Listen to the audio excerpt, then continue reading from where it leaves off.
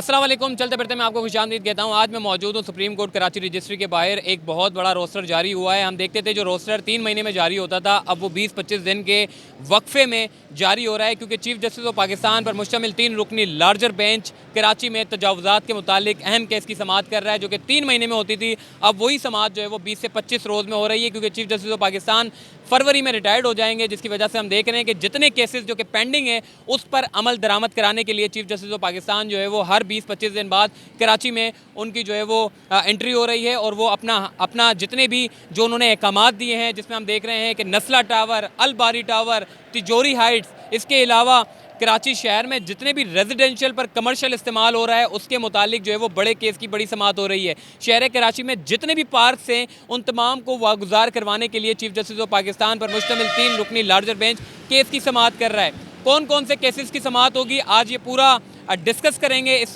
पूरे शेड्यूल में रोस्टर जारी हो चुका है। 27 और 28 दिसंबर को चीफ जस्टिस ऑफ पाकिस्तान पर मुश्तमिल 3 रुकनी लार्जर बेंच इस केस की समाअत करेगा, यानी कि 27 और 28 दिसंबर 2021 चीफ जस्टिस ऑफ पाकिस्तान, इसके अलावा जस्टिस एजाजुल हसन साहब, जस्टिस काजी अमीन अहमद पर मुश्तमिल 3 रुकनी लार्जर बेंच इस केस की समाअत करेगा। तमाम तर इदारों के सरबराहान को नोटिस जारी कर दिए हैं और अमल दरामद रिपोर्ट जो है वो तलब कर लिया है। उन्होंने कहा है कि जी सरबराहान के साथ तमाम रिपोर्ट के हमरा जो है वो सरबराहान इदारों के वो पेश हों और बताया जाए कि सुप्रीम कोर्ट के अहकामात पर अमल दरामद हुआ या नहीं हुआ। पहले हम बात करेंगे नस्ला टावर के मुतालिक। चीफ जस्टिस ऑफ पाकिस्तान जब नेक्स्ट ईयर यानी कि पिछली समाअत पर जब आए थे तो नस्ला टावर पर अमल दरामद नहीं हो रहा था, जिस पर चीफ जस्टिस ऑफ पाकिस्तान ने कमिश्नर कराची को कहा था कि फौरी तौर पर जाएं, यहाँ ना बैठें कमरा अदालत में, जाएं और जाकर नस्ला टावर को गिराएं, वरना आपके खिलाफ कार्रवाई अमल में लाई जाएगी। फिर हमने देखा कि कमिश्नर कराची बड़े मुतहर्रिक हुए और उन्होंने नस्ला टावर को गिराने के लिए शहर कराची की तमाम मशीनरी को, शहर कराची के तमाम मजदूरों को जो है वो लगा दिया नस्ला टावर को गिराने के सिलसिले में। फिर हमने देखा कि नस्ला टावर के ऊपर अमल दरामद शुरू हुआ और अब उसको गिराने का सिलसिला जो है वो रोज़ाना की बुनियाद पर जारी है। ऑपरेशन किया जा रहा है, मजदूरों के ज़रिए, मशीनों के ज़रिए नस्ला टावर को गिराने का सिलसिला जो है वो शुरू कर दिया है।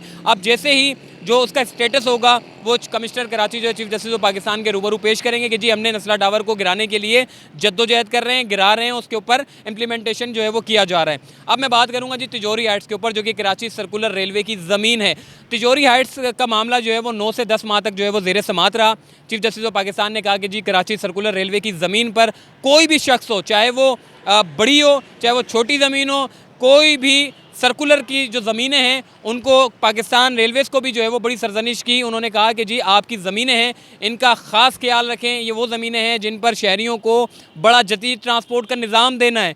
उस पूरी ज़मीनों पर जो है वो कब्ज़े हो गए, जिसके बाद हमने देखा कि तिजोरी हाइट्स की बहाली यानी कि तिजोरी हाइट्स को ख़त्म करने और कराची सर्कुलर रेलवे को बहाल करने के काम जो है वो तेज़ हुए। तिजोरी हाइट्स चूँकि 2 मंजिल के स्ट्रक्चर मुकम्मल बना दिए गए थे, जिस पर चीफ जस्टिस ऑफ पाकिस्तान ने कहा कि काम को रोक दें, इससे पहले कि जल्दी जल्दी इमारत को बनाकर अलॉटीज़ के हवाले कर दें और बाद में उस बिल्डिंग को जो है वो गिराना बड़ा मुश्किल हो जाता है। जो वो काम जो है वो रोक दिया गया था। उस पर जो है वो तिजोरी हाइट्स जो कि पाकिस्तान रेलवेज़ के जो वकील थे उन्होंने दलाइल पेश किए। उन्होंने कहा कि जी हमारी ये ज़मीन है और इसको जो है वो वागुजार करवाएं।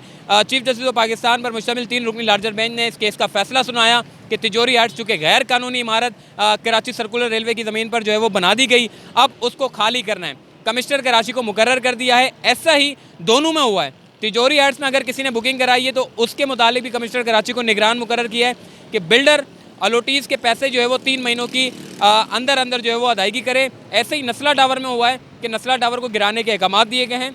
अगर वो लोग जिन्होंने बुकिंग कराई थी, जो लोग रिहाइश पजीर हो गए थे, उन लोगों को उनकी जो पैसों की अदायगी है उसको देने में जो है वो कमिश्नर कराची जो है अपना किरदार अदा करे और 3 महीने के अंदर अगर बिल्डर पैसों की अदायगी नहीं करता अलॉटीज़ को तो रिहायशी जो है वो सुप्रीम कोर्ट से रुजू कर सकते हैं।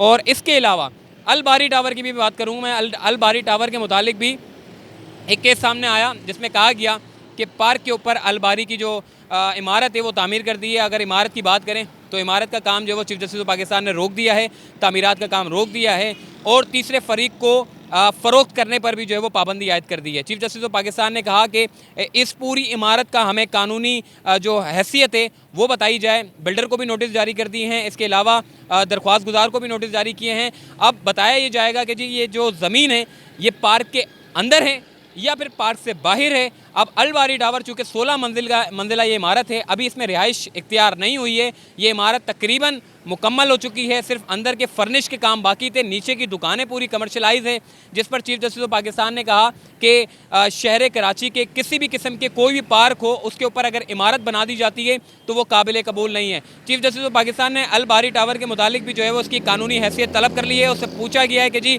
बताया जाए, तमाम इदारों के जो सरबराहान हैं उनको नोटिस जारी किए हैं, जबकि जो कराची कोऑपरेटिव हाउसिंग सोसाइटी के जो सेक्रेटरी हैं उनको भी नोटिस जारी किया है कि उन्होंने कहा है कि जी बताया जाए। और टीपू सुल्तान के जो SHO हैं उनके ज़रिए ये नोटिस जारी किया गया था कि काम को रोका जाए और इसके जो बिल्डिंग है, अब जो हेयरिंग होगी यानी कि 27 या फिर 28 तारीख को जब भी ये केस टेकअप होगा इन 2 दिनों के अंदर, तो बताया ये जाएगा कि ये बिल्डिंग जो है वो चाहे ये पार्क के अंदर है या फिर पार्क से बाहर है, तो उसके बाद फिर जाकर जो है इसका हतमी जो है वो फैसला किया जाएगा। इसके अलावा कोरंगी की मैं बात करूंगा। कोरंगी पर जो कि नालों के ऊपर बड़ी बड़ी इमारतें तामीर कर दी है, चीफ जस्टिस ऑफ पाकिस्तान ने अहकाम दिए थे कि कोरंगी के नालों के अतराफ़ में या नालों के ऊपर जो तजावुज़ात कायम है, जो इमारतें कायम है, उसको गिराया जाए। जिस पर KDA ने के जो सरबराह हैं उन्होंने कहा है कि जी हम सुप्रीम कोर्ट के अहकाम पर अमल दरामद करेंगे, वो भी अपनी अमल दरामद रिपोर्ट पेश करेंगे। उन्होंने अमल दरामद किया या नहीं किया वो तो खैर सुप्रीम कोर्ट में ही पता चलेगा। इसके अलावा कराची की 4 बड़ी झीलें जिनके ऊपर जो है वो काम करना है।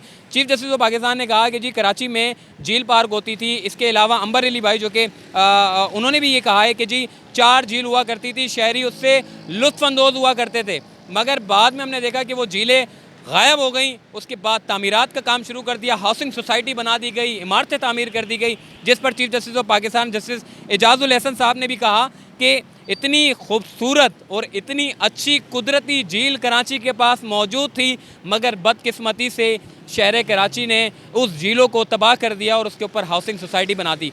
एडवोकेट जनरल सिंध साहब ने कहा था कि ये झील जो है इसके ऊपर इसका जो पानी था इसका लेवल इतना नीचे चला गया था कि झील ख़त्म हो गई थी, जिस पर जस्टिस एजाजुल एहसन साहब ने कहा लास्ट हियरिंग में कि आपने इस झील को अगर ये ख़त्म हो गई थी तो इसकी ज़मीन तो महफूज होनी चाहिए थी, ज़मीन तक महफूज नहीं हुई। उन्होंने कहा कि कराची शहर में बारिशें होती हैं, ये पानी कैसे नीचे चला गया, इसका लेवल कैसे नीचे जा सकता है, जबकि हर साल हर 2 साल में बारिशें होती हैं, लेवल नीचे नहीं जाना चाहिए था, मामला कुछ और है।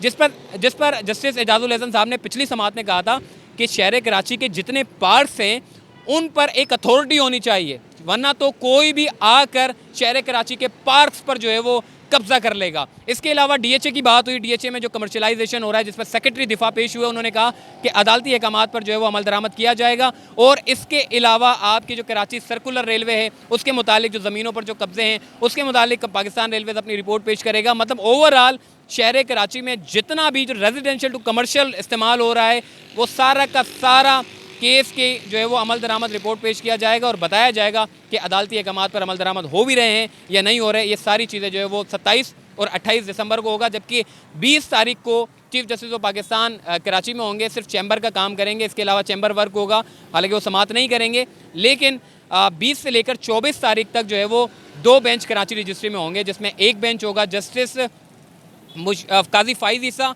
और जस्टिस जमाल खान मंदूखेल साहब जो है वो 2 रुकनी बेंच जो है मतलब नैब की जो दरख्वास्त ज़मानत होती हैं या फिर सिविल केसेस होते हैं वो उसकी समाअत करेंगे। इसके अलावा जो दूसरा बेंच है जस्टिस मकबूल बाकर और जस्टिस मोहम्मद अली मज़हर पर मुश्तमिल जो है वो 2 रुकनी बेंच, ये 21 से लेकर यानी कि 20 तारीख से लेकर 20 दिसंबर से 24 दिसंबर तक ये सिविल केसेस की समाअत करेगा 2 बेंच, जो कि और जो चीफ जस्टिस ऑफ पाकिस्तान जो कि मेन केस है जो कि तजावुज़ात का केस है उसकी समाअत होगी 27 और 28 दिसंबर को। तो चलते फिरते को दीजिए इजाज़त, जो भी अपडेट होगी हम 27-28 तारीख को हम आपको अपडेट रखेंगे। तो मुझे दीजिए इजाज़त, तब तक के लिए अल्लाह हाफ़िज़।